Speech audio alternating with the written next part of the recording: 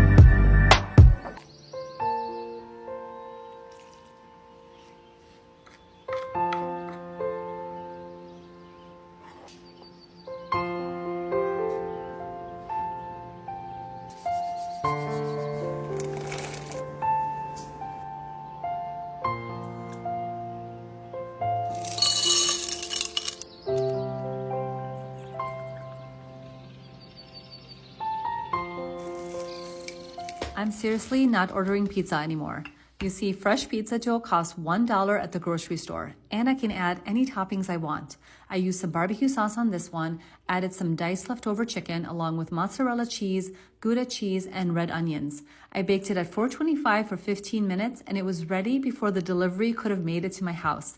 It had a sweet and smoky flavor, and it was so cheesy. So good.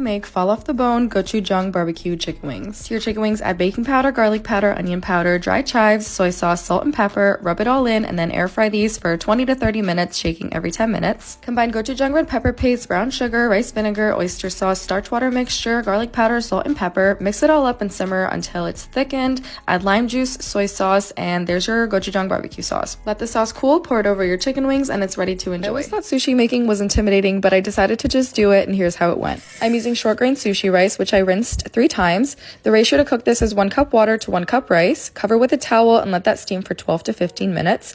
Transfer the cooked rice to a wide and spacious bowl and then season it with a rice vinegar and sugar mixture using the spatula to kind of cut it and get it to drizzle down. I'm using shrimp, which I scored on the inner curly edge to get it to lay straight, seasoned with lime juice, garlic powder, sesame oil, salt, and pepper. I decided to air fry, but you could also steam this. For the fun part, take your bamboo mat and cover it with saran wrap so that it doesn't stick. The seaweed sheet is going to have a shiny side and a rough side, so lay the rice over the rough side. Cut the seaweed sheet in half, take a generous dollop of some sushi rice, and then spread it out gently. Sprinkle some sesame seeds on top of the rice, and then with your wet hands, flip the sheet over. Squeeze on some spicy mayo, add in your cooked shrimp, your avocado, some thin slices of cucumber, and start rolling. Make sure that you have this little gap when you're rolling, otherwise your roll won't seal. Press gently but firmly, then transfer the sushi roll to some parchment paper, layer some saran wrap on top, and using a wet knife, cut it. The saran wrap and the wet knife make this so much easier to cut. Perfect the shape one more time, and then it's just ready to plate. Don't forget to drizzle over some spicy mayo and teriyaki sauce. And just for reference, this is what my first roll looked like, and this is what my third roll looked like, so you will get better as you roll. Sorry, I can't say al pastor with the right accent, but I've been improving this recipe for a couple years, and I promise you it is really good, even though you probably think I'm a no sabo kid, but just leave me alone, okay? Start by lightly browning some garlic and onions in oil, then add chile guajillo and bay leaves. When the chiles are nicely toasted and fragrant, add some water and vinegar. I like apple cider vinegar for this. Cover on low heat for 10 to 15 minutes. Meanwhile, thinly slice your pork shoulder and pound with a mallet to flatten and soften the fibers. Pour everything from the pan into a blender with chipotle and adobo sauce, achiote paste, spices, pineapple juice from a can, do not use fresh, and some chicken stock.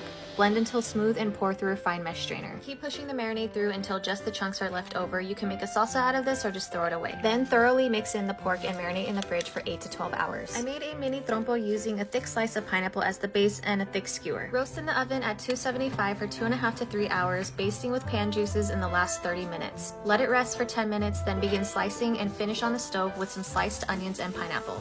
There are only 2 recipes left for the Mexican street food series. What do you think they're gonna be? Everyone that has an air fryer is obsessed with it, and let me show you why. I have an easy and delicious 20-minute recipe for you and your air fryer. You can use any marinade or dry rub that you like. Today, I'm gonna go with a garlic parmesan type of rub. This cooking method is truly a foolproof way to get that crispy skin and juicy interior. I've done this with barbecue sauce, teriyaki sauce, a cilantro lime rub. Honestly, whatever floats your boat, as long as you cook it this way, it'll be delicious. Go ahead and coat the bottom of your air fryer with a little bit of oil so that your chicken skin doesn't stick to the grate. Place your drumsticks in your air fryer alternating sides so they fit nicely, and then we're gonna cook this at 400 degrees for about 20 to 25 minutes, depending on how big your drumsticks are. Halfway through your cook time, we're gonna take them out and give them a flip so that we can get a nice crispy exterior on all sides of our drumsticks. These bad boys come out of the air fryer with super crispy skin and a nice juicy interior. I like to top mine with a little bit more Parmesan, some green onion, and then pair with your favorite drink. Tonight mine's an Olipop Vintage Cola. Don't forget to dip in that garlic Parmesan ranch. This is such an easy meal to put together. I hope you make it and enjoy. I cannot stop making this creamy tequila shrimp appetizer. It is such a crowd favorite. Let me show you how to make it. Start off by peeling, deveining, and cutting in half about a pound of shrimp. Finally, chop 1 whole shallot and crush 3 to 4 cloves of garlic. To a medium-high heat pan, we're gonna add some olive oil and then toss in our shrimpies. Season this with some red pepper flakes to taste. I like mine pretty spicy, and then a good amount of salt as well. After a couple of minutes, your shrimp are gonna turn color, so go ahead and give those a flip, and then we're gonna toss in our shallots and our garlic and give that a mix. Now here comes the fun part and the disclaimer. Yes, TikTok, I am 21. Kids, please do not try this at home. I may or may not have singed off a few hairs doing this. To a pan, add 2 shots of tequila and then stream in some white wine while simultaneously flambeing. Again, please, please, please be careful while you're doing this, but we're gonna let all of the alcohol burn off so we don't have any unpleasant alcohol flavor. Then pour in 4 ounces of heavy cream and let this simmer down into a thicker sauce like this. Now to brighten up the dish, we're gonna juice 1 whole lime into our sauce and toss in a handful of cilantro. The cilantro is totally optional, so if you think it tastes like soap, I'm sorry, you're wrong, but you can leave it out. From here, turn off the heat, add a couple of pads of butter, and stir that into the sauce. I like to serve this with some warm toasty crostinis. Tortilla chips would work just as well.